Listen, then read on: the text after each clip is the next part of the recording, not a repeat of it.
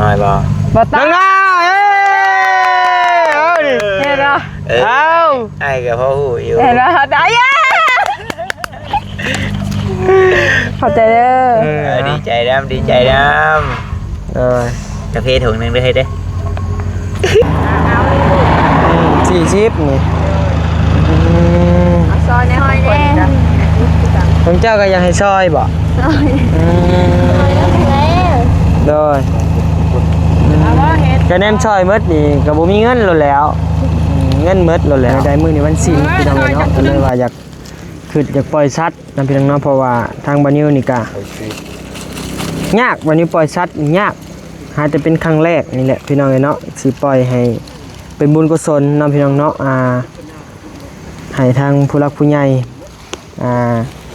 ที่เพิ่นเบิ่งแย่งบ้านนิวมานี่แหละเนาะพอหักแม่หักอยู่นั่นก็ให้เอาบุญนำกันเด้อเนาะให้ได้บุญนำกันพี่น้องเนาะ200กว่าชีวิตมื้อนี้นี่แหละไปแล้วพี่น้องเอ้ยมีตัวตายนำก็มีตัวตายแล้วเอาไปป่นหน่อยเนาะแต่บ่นิวก็กินคือเก่าแหละปล่อยก็ปล่อยถ่ายชีวิตชุดนี้ชุดหน้าก็กินคือเก่าตัวนึงแหละเบิดแล้วครับกระดาษนี่ยำบ่เล็กเมฆ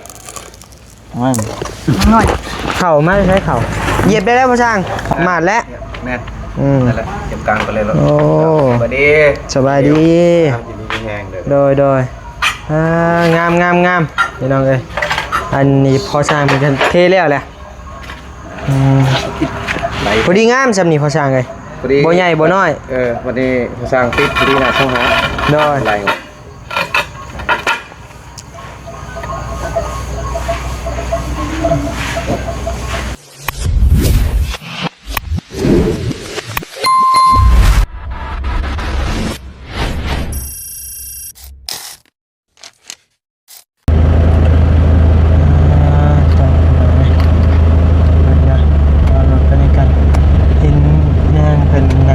พี่น้องเนาะแล้วสิลงไป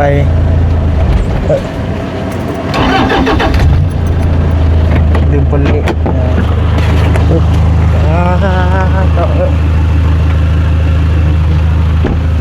เดี๋ยวมาเลาะเบิ่งแนวกินกัน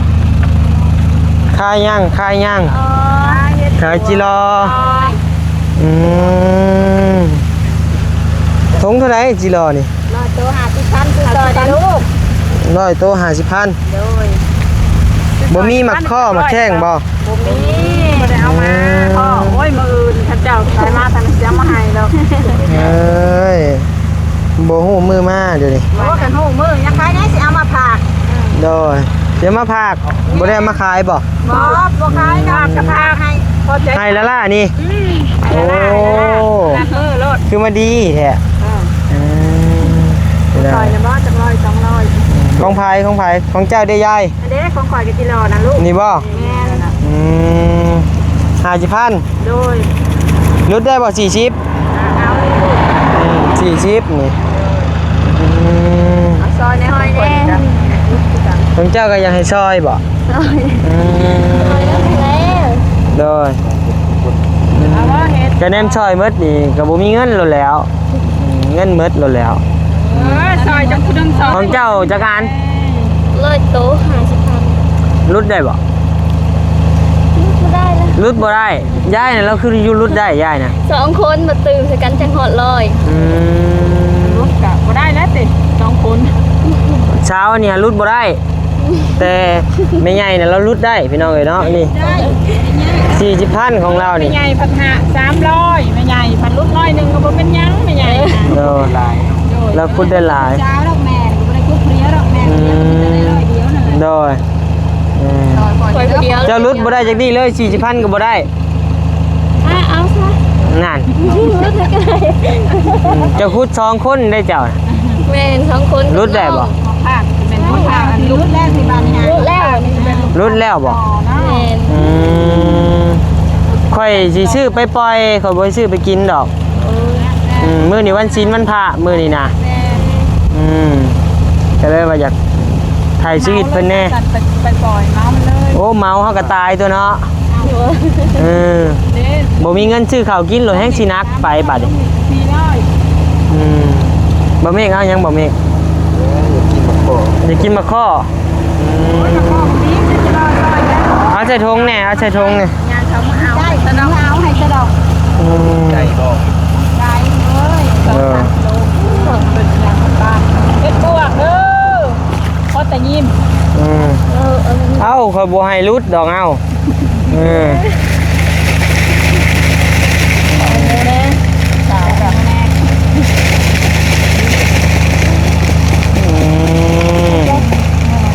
ฮอดอยู่บ่อร่อยโตคอยเบิ่งคักเลยนะ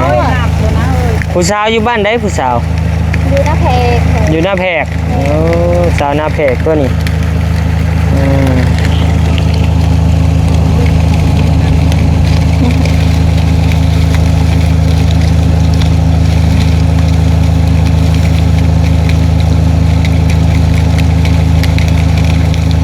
น้องเนาะสิซื้อไทยสวิตมาเพิ่นเพื่อมื้อนี้เป็นมื้อวันศิลป์เด้พี่น้องเนาะปล่อย200ชีวิตพี่น้องเนาะโอ้ตื่นเลยนะอ่ะยายอ่ะขอบใจหายมัน50มาแล้วบ่เอาดอกเด้อขอบใจเด้อลูกเด้อโตให้มาโดยโอ้ยตายเลยเนาะจิรอคอยนะกอดคักแท้เขาก็ชอบเป็นแย่น้ำกันมากันง่ายให้เพิ่นเลยก็สบายอ่ะแยงเลยบ่ ชอบเป็นแย่น้ำกันฮะลูกแย่มึงหน่อยบ่ตายดอกบ่คอยไปใกล้ๆมันไปนี่เลยแย่มันน้อยนึงใส่น้ำกันฮะว่าใจจะได้จะก็เจาะฮะหมดจะหน่อยตรงแง่ฮะซ่อนผมไปได้เลยปะเขียวไปปะขอบใจเด้อบ่ใช่ดอกพี่น้องเลยปล่อยยีดอนแค่นี้แหละเพราะว่าอยากทำบุญนะเพราะว่าเขาบ่ได้ลงวัดพี่น้องเลยเนาะโอ้ยออกแล้ว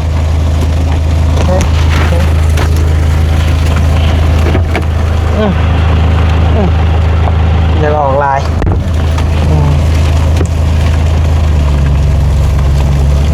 ไปพี่น้องเลยไปหาปล่อยมันก่อนจะมาตายได้อยู่ในทงหิวปล่อยดอนน้องน้อยป่ะดอนหน้าน้องน้อยป่ะออกมาลายแค่ไปไปพี่น้องเลยเดี๋ยวเพิ่นไปปล่อยไปพี่น้องเลยเด้อกินยังสบายดีเด้อไปว่าเลยกันไปปล่อยโต๊ะนี่ก่อนโอ้ยไปถิ่มไปแย่งฮะเดี๋ยวไปปล่อยนี่ป่ะปล่อยลงน้ำแม่นปล่อยนั่นแหละโอเคได้ปล่อยเลยไปหน่อยไปไปเลยหาในกล้วยใต้หยุดกินก่อนได้บ่เขานะบ่โอ้ยหิวนี่มันสิตายนะเตียงกระจับกับน้องมิกมันสิตายไปหน่อยไปโดดกินข้าวอีกไปหน่อยไปเอ้ยตายกินบ่ข้าวบ่เพิ่งกินนะย่ามันตายนี่เสียดบุญเถิดแรกเสียเดียวนี่วันศิลป์วันที่ร้อนวันผ่าวันชินได้มื้อนี่ได้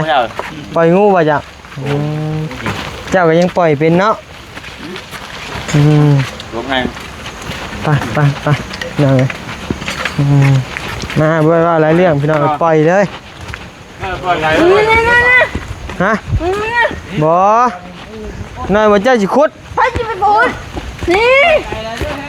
โอ้ยจะพาจะอย่างที่ขี้บาปแท้ชูนี่มื้อนี้มันชินได้เฮ้ยนี่ใส่ดอนนี่ใส่นิดหน่อยไอ้เมฆปล่อยก่อนไอ้เมฆปล่อยรถตัวไหนไปเลยกับทุนพี่น้องเห็นมาเอาบุญเอาชินนำกันน้อยมาพี่โอ้ไปแล้วบาทนี่พี่น้องเอ้ยเขาจับเด้อจับคือเก่าจริงโพดคันนั่งหน่อยอันนั้นไอ้เมฆจับเท่านี้พี่น้องเอ้ยนอกกาสีมาปล่อยจิโปมนะพี่น้องเนาะให้เป็นบุญ ว่าในได้มื้อนี้วันศีลพี่น้องเอ้ยเนาะก็เลยว่าอยากปล่อยสัตว์นํพี่น้องเนาะเพราะว่าทางบ่นิวนี่ก็ยากวันนี้ปล่อยสัตว์ยากหาจะเป็นครั้งแรกนี่แหละพี่น้องเอ้ยเนาะสิปล่อยให้เป็นบุญกุศลนํพี่น้องเนาะให้ทางผู้รักผู้ใหญ่ที่เพิ่นเบิ่งแย่งบ่นิวมานี่แหละเนาะพอหักแม่หักอยู่นั่นก็ให้เอาบุญนำกันเด้อเนาะให้ได้บุญนำกันพี่น้องเอ้ยเนาะ200กว่าชีวิตมื้อนี้นี่แหละไปแล้วพี่น้องเอ้ยมีตัวตายนำก็มีตัวตายแล้วเอาไปป่นหน่อยเนาะแต่บ่นิวก็กินคือเก่าแหละปล่อยก็ปล่อยถ่ายชีวิตชุดนี้ชุดหน้าก็กินคือเก่า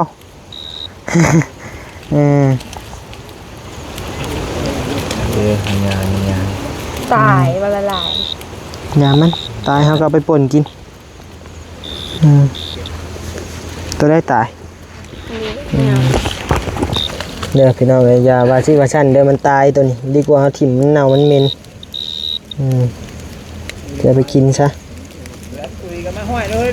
โดยเพราะมันยังไม่ได้ไปไกลยังไม่ได้ไปไกลเลย น้อยขี้บากแท้น้อยเก็บขึ้นได้ตัวมันตายได้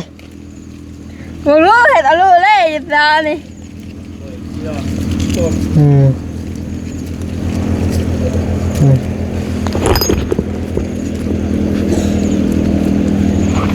อย่าว่าซี่ว่าชั้นเลยพี่น้องเนาะดีกว่าปลามันเน่ามันเหม็นได้เฮ็ดเจียวเห็ดเจียวจำกินแซ่บได้พี่น้องเลยจับมาใหม่มาไปได้แหละเนาะก็ขอให้บุญครั้งนี้ก็ให้ทั้งผู้รักผู้ใหญ่เนาะที่เบิ่งแย่งบ่นิวมาทุกผู้ทุกคนนั่นแหละเนาะให้ได้บุญนำกันมื้อนี้ก็เป็นมื้อวันศีลใหญ่พี่น้องเอ้ยเนาะ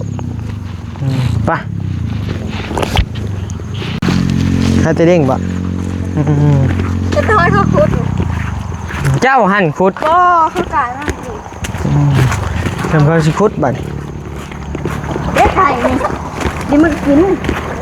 ยตัวมันตายนี่ไงป้าว่าเดี๋ยวกินโอเคเฮ้ยขอบใจทำมาหน่อยอะไรที่ย่ามากินย่องวัดติดเนี่ยย่องแบบนับถือแบบนับถือน้ำใจแล้วเหมือนบ่เด็ดแม่หน่อยบ้าปดีเลยที่ไว้หน่อยใช้ของผักจากนครหลวงนะโอ้ยเบื่อน้องน้อยกินเบื่อบริสุทธิ์ชื่อมาผักน้องผักนุ่งจะดีอันนี้ผักน้อยๆก็ส่วนนึงผักเขาก็ส่วนนึงแหละเบื่อได้ครับกระดาษนี่ยำบุเรเฮ้ยเมฆน้อยเข่าไม่ใช้เข่าน้อยไม่น้อยย่องออกไปจะเก็บมันปะบ่เก็บตัวเพิ่นปล่อยนั่นนี้ตัวเพิ่นเอาให้กินเนี่ยสู้อาลีหมอนี่เนาะเจ้าปล่อยค่ะเป็นผู้เก็บเจ้าเป็นคนปล่อยครับทุกคนก็ได้อยู่แต่ว่าเห็ดตัวนี้กินก่อนก็ยังไม่ปีทิพย์อ่ะหาปืนแล้วรอเพิ่นปล่อยนั่นเพิ่นคิดชื่อเพิ่นก็ได้บุญแล้วบ่เกี่ยวหรอกก็ว่าเพิ่นปล่อยให้ใครเอาก็เอาแม้แต่กระทั่งความคิดเพิ่นว่าเพิ่นอยากปล่อยเพิ่นก็ได้แหละบุญนะโดยเพิ่นคิดเอาเด้อเขาคิดเลยเขาคิดอยากปล่อยเพราะว่ามื้อนี้วันศีลนะอยากปล่อยอยากให้ทางผู้ใหญ่ผู้ใหญ่ที่เป็นเบิ่งแย่งเฮามาตลอดนะทางแม่ฮักก็ฮักนะจับอีกพอเหรอเฮ้ยปึ๊บช้างน้องเคยเห็นช้างหรือเปล่าสบายดีเด้อโดยมาเบิ่งเฮือนน้องน้อยพี่น้องไอ้เนาะมื้อนี้ก็ได้เอากันนี่นั่นบัดนี้ก็ขอกราบทักทายสบายดีพ่อแม่พี่น้องเด้อเนาะมาทุกผู้ทุกคนพี่น้องเอ้ยมาทุกหม่องทุกบอนมาพี่น้องเนาะเหยียบได้แล้วพ่อช่างมาดแล้วแม่นั่นแหละเก็บกลางไปเลยแล้วโอ้สบายดีโดยงามพี่น้องเอ้ยอันนี้พอช่างเป็นเทแล้วแหละพอดีงามสำนีพอช่างเลย บ่ใหญ่บ่น้อย วันนี้สร้างติดพอดีนะสองหา โดย ไล่ออกเลยแท็ก โดย ติดไปเลย โดย โอ้ย คะแนนว่ามันดีแท้น่ะไผมีงบเลยให้เราซื้อขอบมาซื้อขอบย่างดิ มันก็ง่าย แม่นเลยเนาะมันจังสิเป็นเหลี่ยมงามเด้ ใส่ขอบยางมันสบายทางขึ้นใครคือกัน แม่นคือทางขึ้นนี่ก็ใส่ก็คักคือกันขอบย่างใส่นี่ได้ มัน3 เซน4 เซนนะครับ โดย ก็4 เมตร2 เมตร แต่ว่างบน้ำเฮามันหมดแล้วบ่มีละ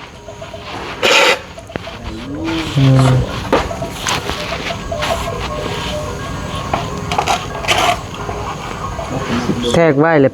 ไปตัดเอาบัดนี้เนาะ คือได้ตัดเสร็จจับสิเบิดบ่มีนะมันตัวนั้นก็สิได้ตัดเบิด อืม ตัดตัวนั้นเฮาแต่งใหม่มันก็ผิดกันเด็กหน่อยมันก็บ่ได้ตัดให้ตรงตึกเลย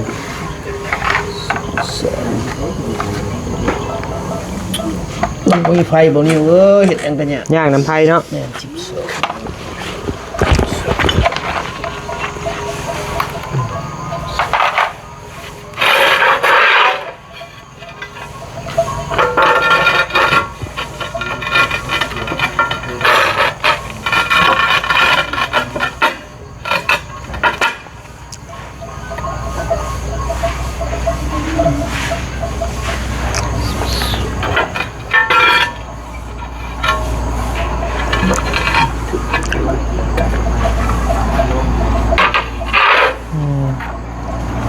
ทางในนี่ท่าซีทางในพี่น้องโอ้งานมาตรฐานเอาเลยเนาะสั่งล่วงพี่ล่วงนะพี่น้องเนาะ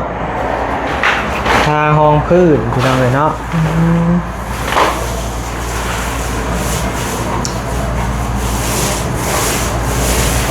ทาห้องพื้นแล้วพี่น้องเลยเนาะ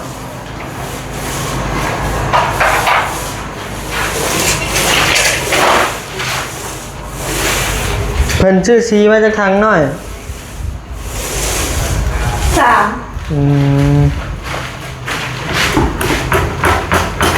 เดี๋ยวดูทาของเจ๊ใหญ่เลยเนาะก่อนหมูอ่ะ ของรู้สึกก็ท่าแล้ว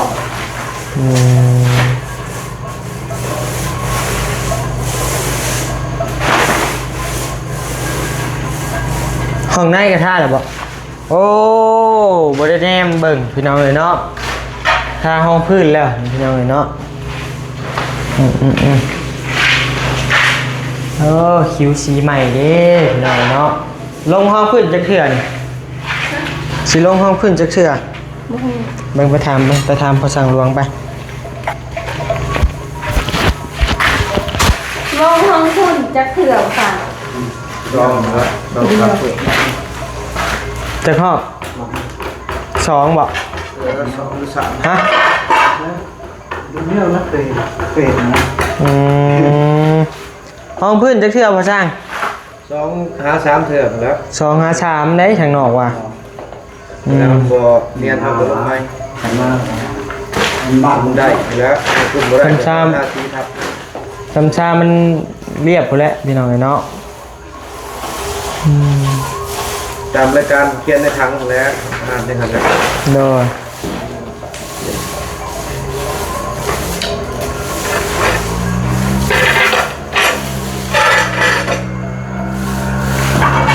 ถ้าเป็นบ่หน่อยไปบ้านมันไหมแห้งแล้ว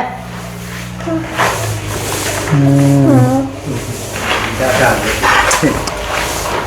พี่มาเบิ่งพอช่างพี่มาแห้งดีอยู่บ่พอช่างนี่ นั่งแล้วนั่งแล้ว ได้เลยเห็น2 มื้อ 3 มื้อนี่เด้แข็งแรงแล้ว งามเฮือนางน้อยพี่น้องเนาะระเบียงนี่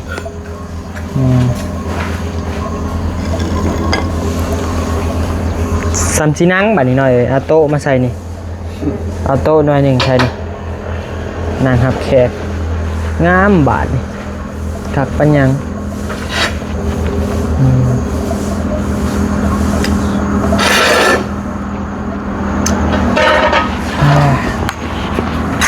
ใส่ก้นไอ้เมฆคือเป็นนั่นน่ะ เรานั่งนะเด้ ไอ้เมฆก้นจะคือเป็นนั่นก้นจ้ะน่ะ จำบ่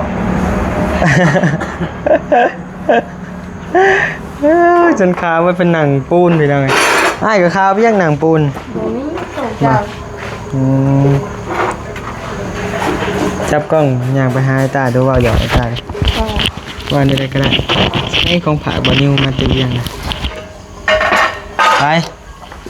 เอาเอา เก็บได้แล้วมาสั่ง ได้แล้วเป็นเลย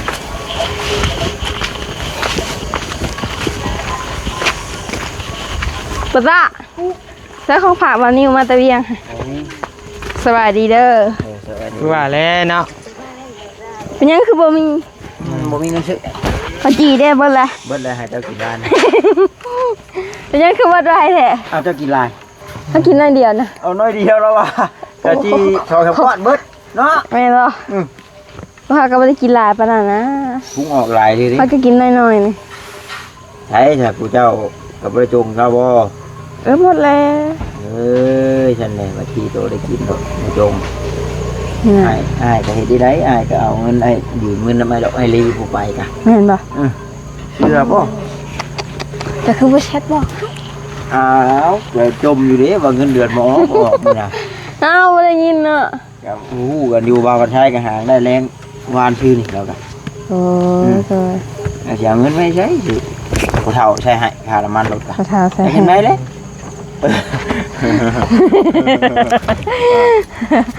เนาะ โอ้ย บ่คือเก่าเลยเด้เนาะเนาะ เห็นเลย ว่ากันแน่ มันบ่คือเก่าแล้วเดี๋ยวนี้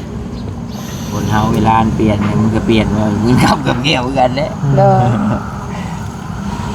ยังถามนะถามมาบัด จะได้ของต้อน สัม นะ ภาษณ์กันเนาะ จะได้ของต้อนแล้ว เอาให้ดิว่า เป็นได้กันกับไม้แซ่บบ่ แซ่บแซ่บ ไทยแกง หัวเฮามาได้เก่ง บ่ได้เชื่อจักดิ เอ้าถามว่าคิดตา เออ เนาะตา แม่นนะ แซ่บเหรอ แซ่บแซ่บ แซ่บหลายบ่ หลายหลาย จำได้ ทำกับปั้น ให้นางเว้าเบิ่งดูนางเว้ากันเบิ่งดูสองคน เอาเดี๋ยวผู้สัมภาษณ์ก็ต้องทำเด้จะบ่ทำเขาก็บ่ต้องเลยเนาะดูสัมภาษณ์เอาตัวเป็นมือกล้องมือนี่ ถามว่า ถามมาบัดไผถามไผบัด เดี๋ยวได้ถามฮะ เป็นได้กลัวมือถืออยู่ได้เฮือนใหม่ ดีใจ ดีใจดีใช่ไหมอ่ะ ดีใจสุดๆๆๆ สุดเลย ชุดจำได้เอ้า สุดๆเลย สุดทำได้บัด เธอทำผู้ บัดนี้ได้เฮือนได้ตัวเฮ็ดเฮือน4,500เหมือนบอก ฮะ เฮ็ดเฮือนได้ตัวเฮ็ดที่4,500บอก บ่แล้วเห็ดให้หยังเป็นเห็ดให้อยู่ฮะ เนาะดีใจเลย บ่ตา ไผสิได้อ่ะเบิ่งอ่ะ บ่ตา บ่ดอกไอ้ฮู้แหละ โอ้โหดีนะ แล้ว สมมาตอดเฮา ยับเข้าไปหาไอ้ตาดูจ้ะ อย่ามาอย่า บ่ มา ว่าให้ไปเอง อย่ามาโอ้หมดงามด้วย ก็นั่งลูกเป็น นะ ได้แล้ว จังตอดเฮา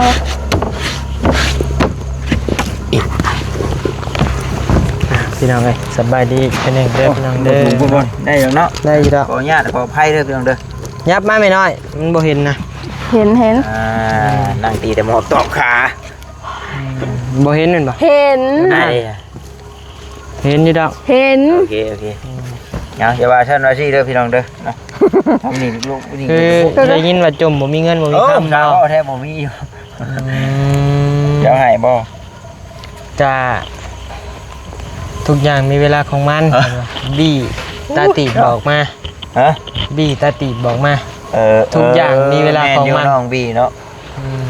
เฮ็ดหยังก็มีเวลาเพิ่นน่ะก็แม่นอยู่พี่น้องเนาะอันมันฮอดเวลาเหมาะสมเวลาควรก็มาคือกันกับข้าวของสิ่งของพี่น้องเนาะไผสิใช้เด็กน้อยแบกไม้ใหญ่เพิ่นน่ะ โดย ต้องแบกพอดีโตเฮาจังบ่นัก โดย แบกหนักเกินไปกำลังฮัก โดย นี่กันเงินบ่มีแต่อยากได้นั่นอยากได้นี่นะมันเกินนะ มาไปกินจิหล่อเฮา เอ้าอ๋อเบิดเลยไปเก็บออกมาขั่วคิดว่าคักกล้วย แม่น ห เล น่อย ยเนาะเลือดเข้ามา เช่จุ๊บไป เบิดเลยไปว่าโอ้ เอ้าไก่เด้ไก่ก็ปอกๆนั่น แล้วแต่เอาชีวิตรอดเลยปล่อยเลย ปล่อยดิเจ้านั้นได้บุญตั้งแต่ตอนเจ้าคิดพุทธนะก่อน บ่ คือคำสอนเพิ่นสอนมาแล้วนี่พี่น้องเนาะเฮาคิด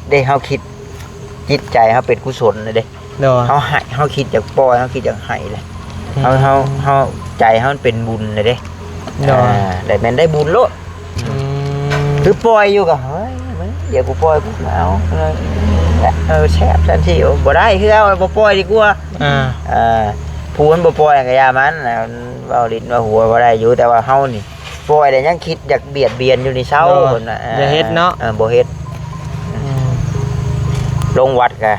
ลงใส่บาตรอยู่ บ่ แต่เฮาน่ะว่าเรื่องขาสัตว์วินค้าแต่ว่ามื้อนี่เป็นมื้อวันศีลเฮาอยากปล่อยเฮาปล่อยแม่คือ